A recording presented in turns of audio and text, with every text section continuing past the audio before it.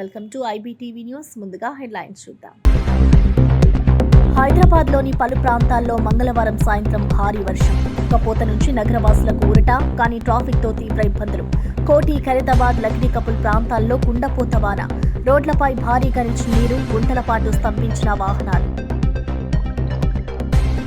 మంత్రి అడ్లూరి లక్ష్మణ్పై పొన్నం ప్రభాకర్ వ్యాఖ్య. మందకృష్ణ మాదిగ ఆగ్రహం.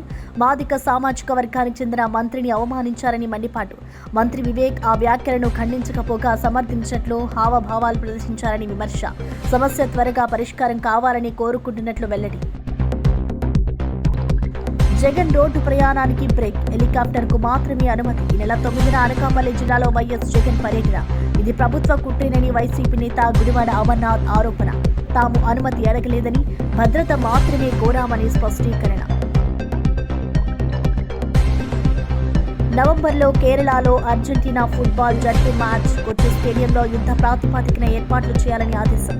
ప్రపంచ స్థాయి ప్రమాణాలతో మైదానం ఆధునీకరణకు ప్రణాళికలు.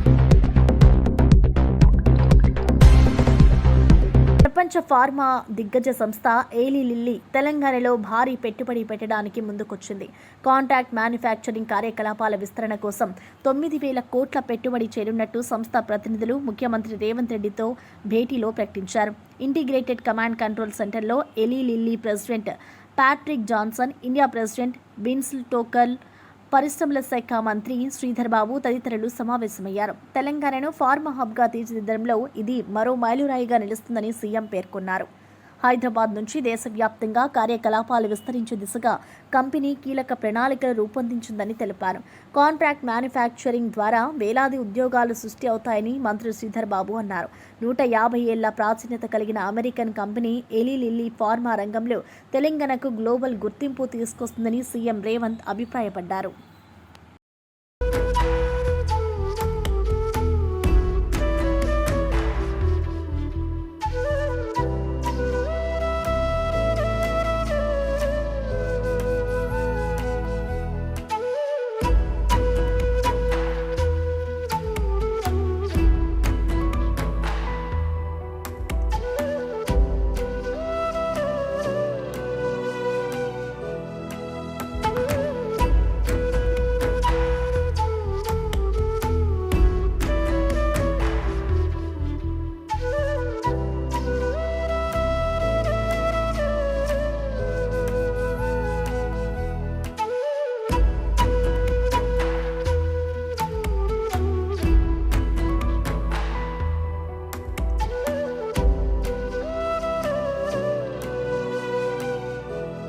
వైసీపీ అధినేత జగన్ చేపట్టనున్న మాకవరపాలెం పర్యటన తీవ్ర రాజకీయ దుమారం రేపుతోంది.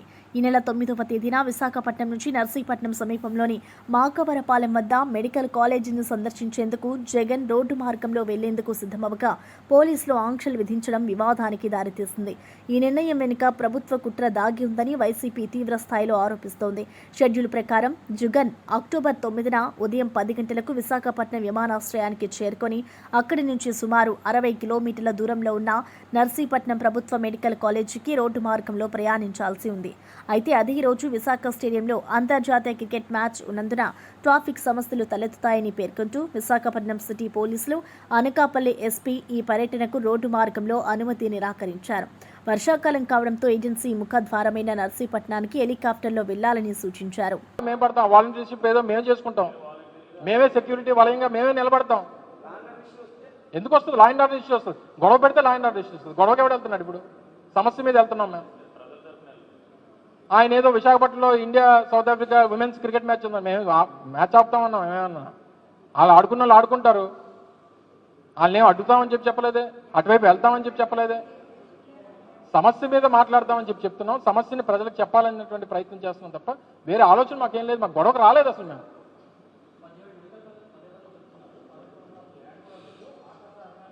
ఇవన్నీ అందుకనే చెప్పాను కదా, ఇవన్నీ కూడా రాష్ట్రంలో తాగుబోతులు, తిరుగుబోతులు, పొగరబోతులు మాట్లాడుతున్నారు ఇవన్నీ. సో వారందరికీ ఇది సమాధానం. లేదు అని అంటే ఏం చెప్తాం? నేను లేదు అని, నర్సీపట్నంలో లేదన్నారు, తీసుకెళ్ళి చూపించాం మీకు. రేపు జగన్మోహన్ రెడ్డి గారు చూపిస్తారు. పాడేరులో లేదన్నారు, పాడేరులో ఉంది. పులివెందుల్లో లేదన్నారు, పులివెందుల్లో అసలు మాకు సీట్లే అవసరం లేదని రాశారు. సో అందుకని లేవని ఎవరంటున్నారో వారికి చూపించడానికే జగన్మోహన్ రెడ్డి గారి పర్యటనలు. సో దయచేసి అవకాశం ఇస్తే ప్రజలకు వాస్తవాలు అనేటువంటిది తెలుస్తాయి అనేటువంటిది మామూలు ప్రైవేట్ పరం చేయాలనేటువంటి నిర్ణయం ఏదైతే ఈ ప్రభుత్వం తీసుకుందో దాన్ని వ్యతిరేకిస్తూ ప్రజల ఆకాంక్షలకు వ్యతిరేకంగా తీసుకున్నటువంటి నిర్ణయాన్ని నిరసిస్తూ వారు సందర్శించి ప్రజలను ఉద్దేశించి మాట్లాడాలని చెప్పి ఒక కార్యక్రమాన్ని పార్టీ రూపొందించింది. దానికి సంబంధించి 4వ తారీఖు నుంచి సంబంధించినటువంటి అధికారులు అటు విశాఖపట్నం కమిషనర్ ఆఫ్ పోలీస్ గారికి అటు అనకాపల్లి జిల్లాకు చెందినటువంటి ఎస్పీ గారికి ఇద్దరికి కూడా ఈ పర్యటన వివరాలని వారి దృష్టిలో పెట్టి ఇలా 9వ తారీఖున మాజీ ముఖ్యమంత్రి జగన్మోహన్ రెడ్డి గారు విచ్చేస్తా ఉన్నారు. సంబంధించినటువంటి సెక్యూరిటీ అరేంజ్మెంట్స్ అన్ని కూడా చేయాల్సిందిగా కోరుతా ఉన్నామని చెప్పి అటు వైజాగ్ సిపి గారికి అలాగే అనకాపల్లి ఎస్పీ గారికి కూడా వాళ్ళకి లేఖలు ఇవ్వడం జరిగింది.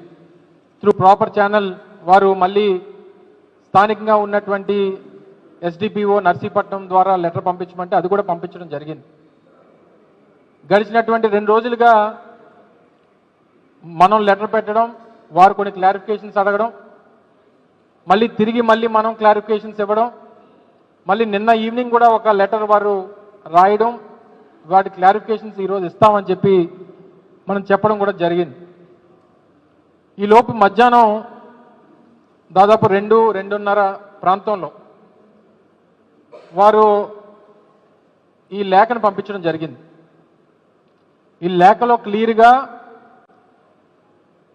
మాజీ ముఖ్యమంత్రి జగన్మోహన్ రెడ్డి గారి తాలూకా పర్యటనకు సంబంధించి ఏదైతే మీరు విశాఖపట్నం ఎయిర్పోర్ట్ నుంచి నర్సీపట్నం వరకు కాలేజీ నిర్మాణం రోజంతా తీవ్రమైన ఎండ, ఉక్కపోతతో అల్లాడిపోయిన భాగ్యనగర వాసులకు మంగళవారం సాయంత్రం కురిసిన భారీ వర్షం ఒక్కసారిగా ఉపశమనాన్నిచ్చింది.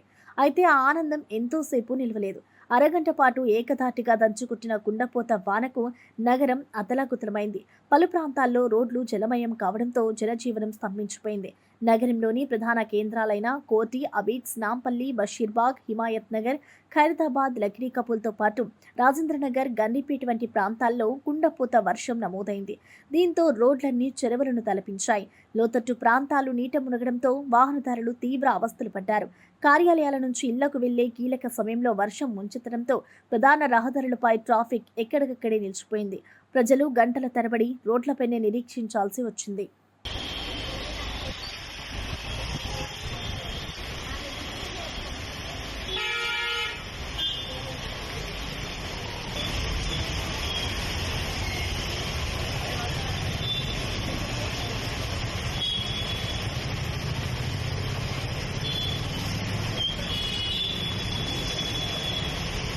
మంత్రి అడ్డూరి లక్ష్మణ్పై మరో మంత్రి పొన్నం ప్రభాకర్ చేసిన వ్యాఖ్యలపై ఎంఆర్పీఎస్ వ్యవస్థాపక అధ్యక్షుడు మందకృష్ణ మాదిగ తీవ్రంగా స్పందించారు.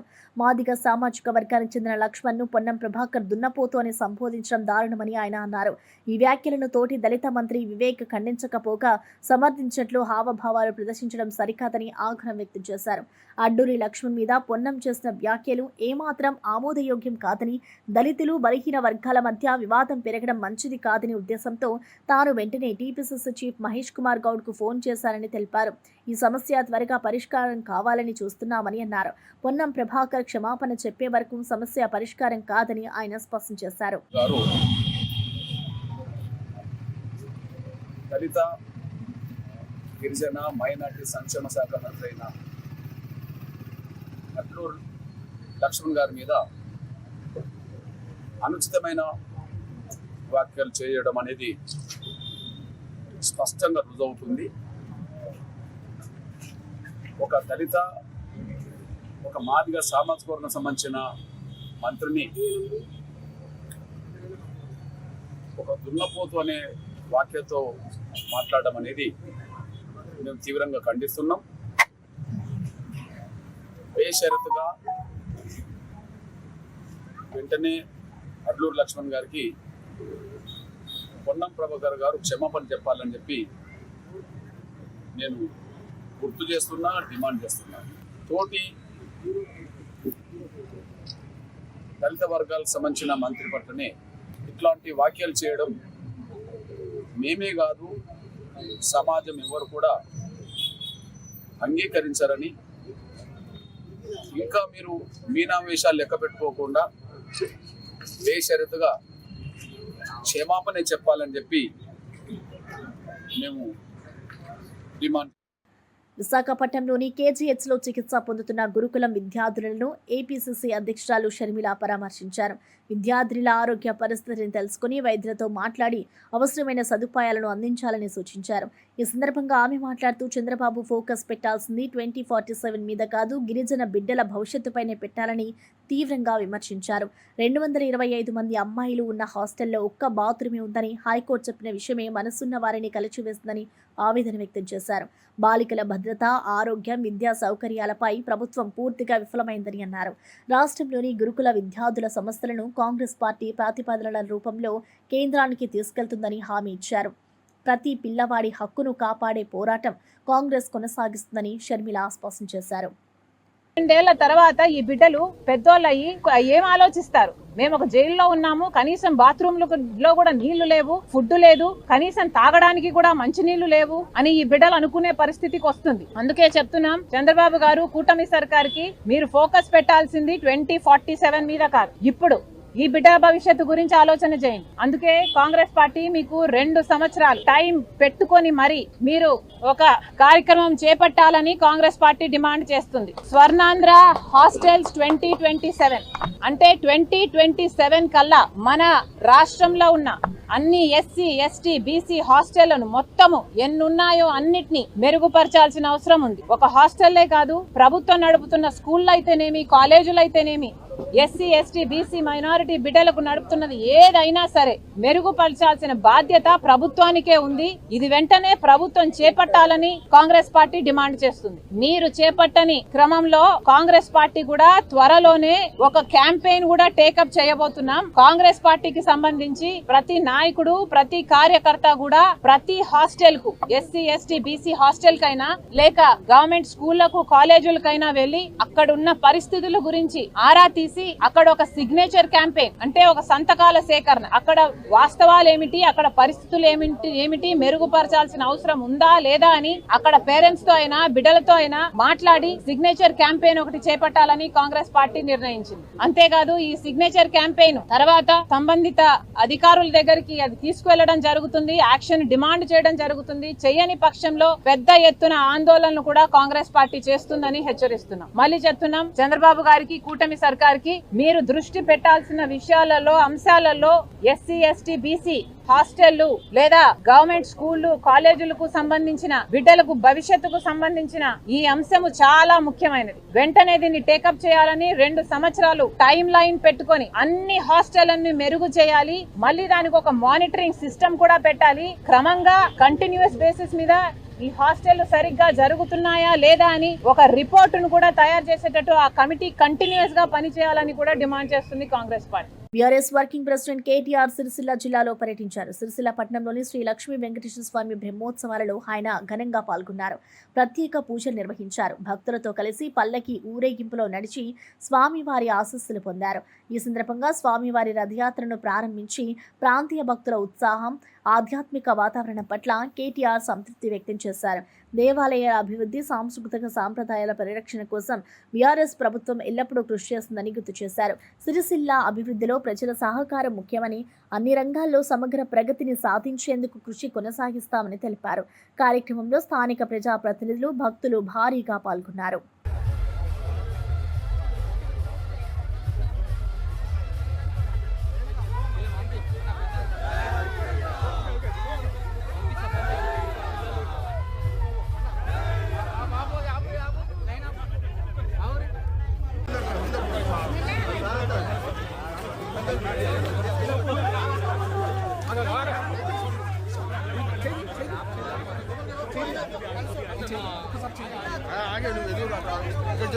గ్రూప్ 1 నియామకాల్లో సుప్రీంకోర్టు ఇచ్చిన ఆదేశాలను తెలంగాణ ప్రభుత్వం తప్పనిసరిగా అమలు చేయాలని ఎమ్మెల్సీ కవిత కల్వకుంట్ల డిమాండ్ చేశారు. నియామక పత్రాలు ఇచ్చిన అభ్యర్థులకు ఉద్యోగాలపై హక్కు లేదని సుప్రీంకోర్టు స్పష్టం చేయడం ఈ ప్రక్రియలో ప్రభుత్వం చేసిన తప్పులను వెలుగులోకి తెచ్చిందని ఆమె వ్యాఖ్యానించారు. న్యాయస్థానాల తుది తీర్పు రాకముందే మెయిన్స్ ఆన్సర్ షీట్లు డిస్పోజ్ చేయాలని చూస్తే నిరుద్యోగులతో కలిసి తెలంగాణ పబ్లిక్ సర్వీస్ కమిషన్ను స్తంభింపజేస్తామని కవిత హెచ్చరించారు. యువత భవిష్యత్తుతో ప్రభుత్వం ఆటలు ఆడుతోందని విమర్శించారు. ఇటు పారదర్శకత, న్యాయమని సూత్రాలు పాటించకపోతే ప్రజా పోరాటం తప్పదని హెచ్చరించారు. నిరుద్యోగులకు న్యాయం చేసే వరకు పోరాటం కొనసాగిస్తామని కవిత స్పష్టం చేశారు. మెయిన్స్ పరీక్ష వరకు కూడా అనేకమైనటువంటి తప్పులు మీరు చేశారు. అనేకమైనటువంటి అంశాలలో ల్యాప్సెస్ ఉన్నాయి. అనేకమైన విషయాలలో మీ లాయర్లే కోర్టులలో ప్రభుత్వం తరఫున కాంట్రడిక్టరీ స్టేట్మెంట్స్ ఇచ్చి ఉన్నారు. ఇవన్నీ అంశాలు కూడా గమనంలోకి పెట్టుకోండి. రేపు పొద్దున మీరు డివిజన్ బెంచ్కి కూడా వెళ్ళారు. నిరుద్యోగుల మీద ఇంత కక్ష సాధింపు చేసి ఒకటి నుంచి ఇంకో దగ్గరికి లిటిగేషన్ చేస్తూ మీరు ఎవరి కోసం పనిచేస్తున్నారు? ఈ నిరుద్యోగ యువత భవిష్యత్తుతో మీకు అవసరం లేదా అని చెప్పి నేను రేవంత్ రెడ్డి గారిని ప్రశ్నిస్తూ ఉన్నాను. ప్రధానంగా ఒకటే డిమాండ్. ఈరోజు సుప్రీంకోర్టు కూడా ఒక మాట చెప్పింది. ఏవైతే మీరు ఉద్యోగాలు ఇచ్చారో ఆ ఉద్యోగాలు పర్మనెంట్ కాదు. ఆ ఉద్యోగులు ఎప్పుడైనా ఉద్యోగం పోవచ్చు. డివిజన్ బెంచ్ కానీ సుప్రీంకోర్టు కానీ పరీక్ష మళ్ళీ పెట్టమని చెప్తే మీరు ఇచ్చినటువంటి అపాయింట్మెంట్లు అన్నీ కూడా ఒక జోక్ లాగా తయారవుతాయి. టీఎస్పీఎస్సీ అనేటటువంటిది ఒక రాజ్యాంగబద్ధమైన సంస్థ. ఎంత గౌరవంగా ఉండాలి, ఎంత ప్రేమగా విద్యార్థుల భవిష్యత్తును తీర్చిదిద్దాలి. అట్లాంటిది మీరు దొంగల జోరే రాత్రి పోయి రిజల్ట్ ఇస్తారు. తెల్లారి ఆగమాగం అందరిని పిలిచి ఎక్కడనో ప్రోగ్రాం పెట్టుకొని అపాయింట్మెంట్ ఆర్డర్ ఇస్తారు. ఎందుకింత దొంగతనం? ఎందుకింత దాపరికం? ఎందుకు పారదర్శకత లేదు? పారదర్శకత ఉండాలనే కదా కోరుకున్నాం. 10-11 ఏళ్ళు జరగలేదు ఎగ్జామ్, ఇప్పుడు జరుగుతున్నది ఎగ్జామ్. మళ్ళీ ఎందుకు భవిష్యత్తుతోని, పిల్లల భవిష్యత్తుతోని మీరు చెలగాటమాడుతున్నారని నేను కాంగ్రెస్ ప్రభుత్వాన్ని ప్రశ్నిస్తున్నాను. ప్రధానంగా ఒకటి, దీని వెనుక కుట్ర ఉన్నది. ఆ కుట్రలో భాగంగానే మీరు ఏవైతే మెయిన్స్ ఎగ్జామ్ పేపర్స్ ఉన్నాయో వాటిని డిస్పోజ్ చేసే ప్రయత్నం చేస్తున్నట్టుగా తెలిసింది. మేము ప్రభుత్వాన్ని హెచ్చరిక చేస్తూ ఉన్నాం. మీరు కనుక ఇది తేలకుండా డివిజన్ బెంచ్లో కానీ సుప్రీంకోర్టులో కానీ గ్రూప్ 1 విషయం తేలకుండా మెయిన్స్ పేపర్స్ డిస్పోజ్ చేస్తే టీఎస్పీఎస్సీని ఒక్క నిమిషం కూడా నడవనీయకుండా ప్రతిష్టంభన చేస్తాం, ఆక్యుపై చేసుకుంటాం టీఎస్పీఎస్సీ ఆఫీస్ అని చెప్పి నేను ప్రభుత్వాన్ని హెచ్చరిక చేస్తూ ఉన్నాను. ఎందుకంటే ప్రతి అడుగులో కేవలం మీరు పంతంతోని విద్యార్థులను అవమానపరుస్తూ నిరుద్యోగ యువతను అవమానపరుస్తూ ముందుకెళ్తున్నారు తప్పితే సానుభూతితోని మిస్టేక్ అయితే ఒప్పుకొని ముందుకెళ్లే పరిస్థితి లేదు. అన్నిటికన్నా దారుణం ఏంటంటే ప్రెసిడెన్షియల్ ఆర్డర్లో 95% తెలంగాణ బిడ్డలకు ఉద్యోగాలు రావాలి. కానీ దాన్ని కూడా తుంగలో దొక్కి 8 మందికి అర్హత లేనటువంటి వారికి మీరు ఈ తెలంగాణ రాష్ట్రంలో ఉద్యోగాలు ఇచ్చారు. దీన్ని ఎట్టి పరిస్థితుల్లో తెలంగాణ బిడ్డలు సహించారని చెప్పి మేము చెప్తూ నిరుద్యోగుల పక్షాన తెలంగాణ జాగృతి నిలబడుతుంది. రేపటి నుంచి 15వ తారీఖు వరకు వరుసపెట్టి వారం రోజుల పాటు నిరుద్యోగులకు అండగా రోజొక తీరు మేము కార్యక్రమాలు టేకప్ చేస్తాం. మీరు ఎగ్జామ్ మొత్తం మళ్ళీ రీకండక్ట్ చేసేంత వరకు కూడా వదిలిపెట్టమని చెప్పి ప్రభుత్వాన్ని హెచ్చరిక చేస్తూ ఉన్నాం. నిరుద్యోగ మిత్రులందరికీ కూడా నేను కోరుతా ఉన్నాను, మీరు ధైర్యంగా ఉండండి. నాకు తెలుసు మీరు వచ్చి ఉద్యమాలు చేయలేరు, మీరు బయటికి రాలేరు. చాలామంది మీరు ప్రభుత్వ ఉద్యోగాల్లో ఉన్నవారు ఉన్నారు, రకరకాల వ్యాపకాల్లో ఉన్నవారు ఉన్నారు. కాబట్టి మీ తరఫున నేను కొట్లాడతాను, తెలంగాణ జాగృతి కొట్లాడుతుంది. ఖచ్చితంగా ఈ గ్రూప్ 1 క్యాన్సిల్ చేసి రీఎగ్జామినేషన్ పెట్టించే వరకు వదిలిపెట్టబోమని చెప్పి చెప్తా ఉన్నాం. Thank you. జై తెలంగాణ. బీసీ రిజర్వేషన్ల అంశంపై ముఖ్యమంత్రి రేవంత్ రెడ్డి నివాసంలో కీలక సమావేశం జరిగింది. ఈ సమావేశానికి డిప్యూటీ సీఎం భట్టి విక్రమార్క, రాష్ట్ర కాంగ్రెస్ వ్యవహారాల ఇన్ఛార్జి మీనాక్షి నటరాజన్, పీసీసీ అధ్యక్షుడు మహేష్ కుమార్ గౌడ్, మంత్రులు పొన్నం ప్రభాకర్, ఉత్తమ్ కుమార్ రెడ్డి, వాకటి శ్రీహరి, పొంగులటి శ్రీనివాసరెడ్డి హాజరయ్యారు. రేపు హైకోర్టులో జరగబోయే విచారణను దృష్టిలో ఉంచుకొని ప్రభుత్వం తరపున వినిపించాల్సిన వాదనలపై, చట్టపరమైన అంశాలపై విస్తృతంగా చర్చించారు. బీసీలకు 42% రిజర్వేషన్లు కల్పించడంలో ప్రభుత్వం చిత్తశుద్ధిగా ఉందని సీఎం రేవంత్ స్పష్టం చేశారు. రిజర్వేషన్లను చట్టబద్ధంగా అమలు చేసే దిశగా అన్ని చర్యలు తీసుకుంటామని హామీ ఇచ్చారు. సమావేశం అనంతరం మంత్రులు, నేతలు బీసీ సమాజానికి న్యాయం తప్పక జరుగుతుందని నమ్మకం వ్యక్తం చేశారు.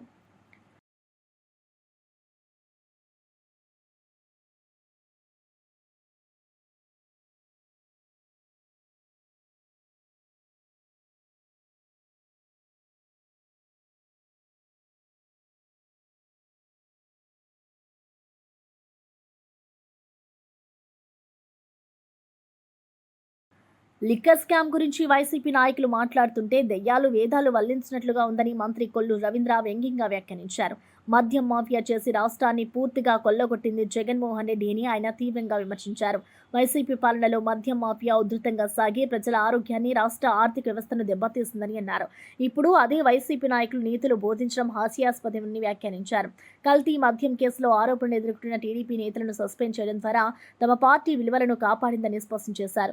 నేరాలకు పాల్పడిన వారిపై ఎటువంటి రాజీ లేకుండా చర్యలు కొనసాగుతాయని అన్నారు. నిజాయితీలో పాలన కొనసాగించడం ద్వారానే ప్రజల నమ్మకం పెరుగుతుందని కొల్లూరు రవీంద్ర తెలిపారు. ఇవాళ మద్యం మాఫియా చేసి ఈ రాష్ట్రాన్ని కొల్లగొట్టుకుని ప్రజా ఆరోగ్యాన్ని దోచుకుని లక్షలాది మందిని పొట్టన పెట్టుకున్నటువంటి వ్యక్తి జగన్మోహన్ రెడ్డి. వాళ్ళు చేసినటువంటి మద్యం స్కామ్ వల్ల ఇవాళ మొత్తం కూడా అలీబాబా 40 దొంగలు వచ్చినట్టు మొత్తం బయటకు వస్తూ ఉన్నారు. ఎంక్వైరీలు జరుగుతూ ఉన్నాయి. తంబళ్ళపల్లి దగ్గర ఒక కల్తీ మద్యం జరుగుతుందనేది ఎక్సైజ్ డిపార్ట్మెంట్, మా డిపార్ట్మెంట్ వాళ్ళు ఎప్పటికప్పుడు ఎన్ఫోర్స్మెంట్ విభాగం పూర్తి స్థాయిలో పనిచేస్తూ ఉంటారు. దానిలో భాగంగానే అక్కడ ఒక కల్తీ మద్య విధానం జరుగుతుందనేది ఐడెంటిఫై చేయటం జరిగింది. చేసి రైడ్ చేశాం. అందుట్లో ఎంతటి వాళ్ళు ఉన్నా సరే సమస్య లేదని చెప్పి ముఖ్యమంత్రి గారు క్లియర్గా డైరెక్షన్ ఇచ్చారు. దాని ప్రకారం అందులో తెలుగుదేశం పార్టీకి సంబంధించినటువంటి వ్యక్తులకు కూడా సంబంధం ఉందని చెప్పి తెలిసిన వెంటనే వాళ్ళని పార్టీ నుంచి సస్పెండ్ చేయడమే కాకుండా కేసులు కూడా చాలా తీవ్రంగా వాళ్ళ మీద సెక్షన్స్ పెట్టించడం జరిగింది.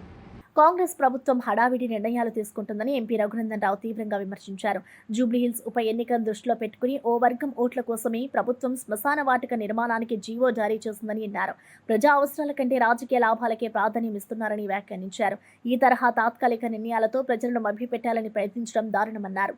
అభివృద్ధి అనే పేరుతో ప్రభుత్వం ఎన్ని నాటకాలు ఆడినా ప్రజలు మోసపోరని స్పష్టం చేశారు. జూబ్లీహిల్స్ ఎన్నికల్లో ఓటర్లు వివేకంతో వ్యవహరిస్తారని, ప్రభుత్వానికి తగిన బుద్ధి చెబుతారని రఘునందన్ రావు హెచ్చరించారు. ప్రజల సమస్యల పరిష్కారం కోసం నిజాయితీ గల పాలన అవసరమని, కూటమి ప్రభుత్వ విధానాలు ప్రజలను విసిగిస్తున్నాయని ఆయన వ్యాఖ్యానించారు. నిర్మించుకోవాలని చెప్పేటువంటి ఆలోచన ఏదైతే రాష్ట్ర ప్రభుత్వం చేస్తా ఉందో ఇది పూర్తిగా ఒక వర్గం ఓట్లని, ఒక వర్గం ప్రజలని అపీజ్మెంట్ చేసి ఎన్నికల కోసం తీసుకొచ్చినటువంటి ఆర్డర్ గా మాత్రమే మేము భావిస్తా ఉన్నాం. దీనికి సంబంధించి రాష్ట్ర సర్వోన్నత న్యాయస్థానంలో కేసు నడుస్తా ఉంది. నాట్ టు ఇంటర్ఫియర్ అని, పీస్ఫుల్ గా ఎవరు ఎట్లా ఉన్నారో అట్లే ఉండాలని రాష్ట్ర సర్వోన్నత న్యాయస్థానం ఉత్తర్వులు ఇచ్చినట్లు ఇక్కడ ఉన్నటువంటి పక్కన ఉన్నటువంటి కాలనీల పెద్దలందరూ కూడా ఎలక్టెడ్ అసోసియేషన్ అధ్యక్షులు చెప్తా ఉన్నారు. రాష్ట్ర సర్వోన్నత న్యాయస్థానం ఉత్తర్వులను కాదని, సాయంత్రం 4 గంటలకు ఎన్నికల నోటిఫికేషన్ వస్తుందని తెలిసి ఉదయం జీవో ఇవ్వాల్సినటువంటి అవసరం ఏంటంటే చాలా స్పష్టంగా కనబడుతుంది. ఈ నియోజకవర్గంలో ఎక్కువగా ఉన్నటువంటి ఒక వర్గం ప్రజలని మెప్పించి వాళ్ళ ఓట్లతోటి లబ్ధి పొందుదామని కాంగ్రెస్ ప్రభుత్వం చేసినటువంటి దుశ్చర్యగా ఇక్కడ ఉన్నటువంటి ప్రజలందరూ కూడా భావిస్తా ఉన్నారు. మీరు ఈ రకంగా చేస్తే మిగతా ప్రజలందరూ ఏకమై జూబ్లీ హిల్స్ ఎన్నికలలో మీకు ఖచ్చితంగా గుణపాఠం చెప్తారని ఈ సందర్భంగా రాష్ట్ర ప్రభుత్వాన్ని హెచ్చరిస్తూ రాష్ట్ర సర్వోన్నత న్యాయస్థానం ఇచ్చినటువంటి ఉత్తర్వులని గౌరవించాలని, లేని పక్షంలో ఎన్నికలతో సంబంధం లేకుండా కంటెంప్ట్ ఆఫ్ కోర్ట్ రాష్ట్ర ప్రభుత్వం మీద, జిహెచ్ఎంసీ మీద మూవ్ చేస్తామని కాలనీవాసుల పక్షాన నేను ఈ సందర్భంగా రాష్ట్ర ప్రభుత్వాన్ని హెచ్చరిస్తా ఉన్నాను. గత బీఆర్ఎస్ ప్రభుత్వ కాలంలో ఆర్టీసీని ప్రైవేటీకరణ చేసే ప్రయత్నాలు జరిగినట్లు టీపీసీసీ ప్రధాన కార్యదర్శి డాక్టర్ చరణ్ కౌశిక్ యాదవ్ తెలిపారు. పబ్లిక్ ట్రాన్స్పోర్ట్ వ్యవస్థను దెబ్బతీసి ప్రైవేట్ సంస్థలకు లబ్ధి చేకూర్చే విధంగా ఈ ప్రభుత్వం ప్రణాళికలు వేసిందని విమర్శించారు. వేలాది మంది ఉద్యోగులను అనిశ్చితిలోకి నెట్టేసిన బీఆర్ఎస్ పాలన ప్రజా వ్యతిరేకమని పేర్కొన్నారు. కాంగ్రెస్ ప్రభుత్వం అధికారంలోకి వచ్చిన తర్వాత ఆర్టీసీని తిరిగి బలోపేతం చేసేందుకు చర్యలు ప్రారంభించిందని తెలిపారు. డ్రైవర్లు, కండక్టర్లు, సిబ్బంది సంక్షేమమే ప్రభుత్వ ప్రాధాన్యమని చెప్పారు. ప్రజల ప్రయాణ హక్కులను కాపాడడంలో ఎటువంటి రాజీ ఉండదని స్పష్టం చేశారు. రేవంత్ రెడ్డి నేతృత్వంలో ఆర్టీసీ మళ్లీ బలంగా ముందుకు సాగుతుందని డాక్టర్ చరణ్ కౌశిక్ యాదవ్ విశ్వాసం వ్యక్తం చేశారు. 8.78% పెంచారు. 2019లో 26.26%, 2022లో 20.51%, అంటే దాదాపు 56%. 3 సార్లు బీఆర్ఎస్ పార్టీ హయాంలో ఆనాడు ఆర్టీసీ సంబంధించినటువంటి బస్ ఛార్జెస్ పెంచిన మాట వాస్తవం కాదా? అదే కాకుండా ఆర్టీసీ కార్మికులు 52 రోజుల పాటు సమ్మె చేశారు. పట్టించుకున్న పాపాన మీరు పోలే. అక్టోబర్ 5, 2019 నుంచి నవంబర్ 25, 2019 వరకు ఆనాడు ఆర్టీసీ కార్మికులు ధర్నా చేస్తే పట్టించుకున్న పాపాన పోలే ఆనాడు కేసీఆర్ గారు. అదే లాస్ట్కు హైకోర్టు ఇన్వాల్వ్ అయి దీన్ని పరిష్కరించని చెప్తే అప్పుడు రాష్ట్ర ప్రభుత్వం పరిష్కరించిన పరిస్థితి మనం చూసినాం. ఇక్కడ ప్రజాప్రభుత్వం కాంగ్రెస్ పార్టీ అధికారంలోకి వచ్చిన తర్వాత తెలంగాణ రాష్ట్రంలో ఆర్టీసీని కాపాడే ప్రయత్నంలో భాగంగా ప్రజలకు మెరుగైన సౌకర్యాలు కల్పిస్తూనే ఆర్టీసీని కాపాడాలి, ఆర్టీసీలో పనిచేసినటువంటి కార్మికులను కాపాడాలి, ప్రజలకు ఉపయోగకరంగా ఉండాలని ప్రభుత్వం భావించి లాభాపేక్ష లేకుండా తెలంగాణ రాష్ట్రంలో పర్యావరణాన్ని పరిరక్షించే ప్రయత్నంలో భాగంగా 2,800 ఎలక్ట్రికల్ బస్సులు కొనుగోలు చేయాలని, 300 కోట్ల రూపాయలకు సంబంధించిన ఇన్ఫ్రాస్ట్రక్చర్ క్రియేట్ చేయాలని చెప్పేసి ఏదో నామినల్ గా పెంచే ప్రయత్నం చేస్తే దాన్ని రద్దాంతం చేసే ప్రయత్నం తలసాని శ్రీనివాస్ యాదవ్ గారు చేస్తూ ఉన్నారు. వారి వ్యాఖ్యలను తీవ్రంగా ఖండిస్తూ మీరు ఆర్టీసీని ప్రైవేటీకరణ చేసే ప్రయత్నం ఆనాడు చేసి ప్రైవేట్ పరం చేసి ప్రైవేట్ వ్యక్తులకు అప్పయ్యే ప్రయత్నం చేసి అది కుదరకపోగా ఆనాడు కోర్టు జోక్యం మేరకు మీరు ఆర్టీసీ కార్మికులతోటి చర్చలు చేసిన మాట వాస్తవం. మాది ప్రజాప్రభుత్వం కాంగ్రెస్ పార్టీ అధికారంలోకి వచ్చిన తర్వాత ఆర్టీసీని కాపాడుతూనే తెలంగాణ రాష్ట్రంలో ఉచిత బస్సు ప్రయాణం మహిళలకు కల్పిస్తూ తెలంగాణ రాష్ట్రంలో ప్రతి నెల 300 కోట్ల రూపాయలు రాష్ట్ర ప్రభుత్వం రియంబర్స్మెంట్ చేస్తూ ఉంది ఆర్టీసీకి. ఇప్పటి వరకు దాదాపు 6,000 క్యాన్సర్ నివారణ కోసం కూటమి ప్రభుత్వ సమగ్ర కృషి చేస్తుందని వైద్యారోగ్య శాఖ మంత్రి సత్యకుమార్ యాదవ్ తెలిపారు. విశాఖ శ్రీకృష్ణ విద్యామందిర్లో రోటరీ సంస్థ, మహాత్మా గాంధీ క్యాన్సర్ హాస్పిటల్ ఆధ్వర్యంలో బాలికల సర్వైకల్ క్యాన్సర్ నివారణ వ్యాక్సిన్ పంపిణీ కార్యక్రమంలో పాల్గొన్నారు. 3,500 రూపాయల విలువైన ఈ వ్యాక్సిన్ను ప్రభుత్వం ఉచితంగా అందిస్తుందని మంత్రి వెల్లడించారు. రాష్ట్ర వ్యాప్తంగా మహిళలకు ఉచిత క్యాన్సర్ పరీక్షలు నిర్వహిస్తున్నామని తెలిపారు. మహిళల ఆరోగ్య పరిరక్షణలో ఇది చారిత్రాత్మక కార్యక్రమమని పేర్కొన్నారు. క్యాన్సర్ను నివారించాలంటే అవగాహనతో పాటు ముందస్తు పరీక్షలు అత్యవసరమని తెలిపారు. ప్రతి జిల్లా ఆసుపత్రిలో ప్రత్యేక స్క్రీనింగ్ కేంద్రాలు ఏర్పాటు చేస్తున్నామని తెలిపారు. మహిళల ఆరోగ్యం కాపాడడం ప్రభుత్వ ప్రధాన ధ్యేయమని మంత్రి సత్యకుమార్ యాదవ్ స్పష్టం చేశారు.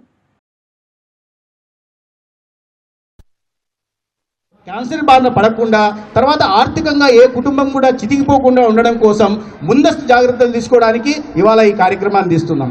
దీంట్లో ఏం చేస్తున్నాం, 9 నుంచి 14 సంవత్సరాల వయసున్న అమ్మాయిలకి ఒక వ్యాక్సినేషన్ ఇస్తున్నాం. అది దాదాపు ఒక్కొక్క వ్యాక్సిన్ 3,500 రూపాయలు అవుతుంది. దాన్ని ఉచితంగా ఇవాళ రోటరీ క్లబ్, అదేవిధంగా మహాత్మా గాంధీ క్యాన్సర్ ఇన్స్టిట్యూట్ వాళ్ళు ఇవ్వడానికి ముందుకు వచ్చారు. 3,500 క్యాన్సర్. దీనివల్ల భవిష్యత్తులో సర్వైకల్ క్యాన్సర్ బారిన ఏ బాలిక ఏ మహిళ పడకుండా జాగ్రత్తలు తీసుకునే ప్రయత్నం చేస్తున్నాం. ఫుట్బాల్ అభిమానులకు పండుగ లాంటి వార్త. ప్రపంచ ఫుట్బాల్ దిగ్గజ జట్లలో ఒకటైన అర్జెంటీనా నవంబర్లో కేరళలో మ్యాచ్ ఆడనుంది. ఈ నేపథ్యంలో కేరళ ప్రభుత్వం ఏర్పాట్లను ముమ్మరం చేసింది. ముఖ్యమంత్రి పినరయి విజయన్ మంగళవారం ఉన్నతాధికారులతో ఉన్నత స్థాయి సమీక్షా సమావేశం నిర్వహించి ఏర్పాట్లపై కీలక ఆదేశాలు జారీ చేశారు. కొచ్చిలోని జవహర్లాల్ నెహ్రూ అంతర్జాతీయ స్టేడియంలో ఈ మ్యాచ్ జరగనుండగా మైదానాన్ని ప్రపంచ స్థాయి ప్రమాణాలకు అనుగుణంగా సిద్ధం చేయాలని సీఎం స్పష్టం చేశారు. స్టేడియంలో అవసరమైన మరమ్మతులు, ఆధునికీకరణ పనులను యుద్ధ ప్రాతిపాదికన పూర్తి చేయాలని అధికారులను ఆదేశించారు. ఈ ప్రతిష్టాత్మక కార్యక్రమాన్ని విజయవంతం చేయడాన్ని అన్ని శాఖల మధ్య పూర్తి సమన్వయం అత్యంత కీలకమని ఆయన నొక్కి చెప్పారు.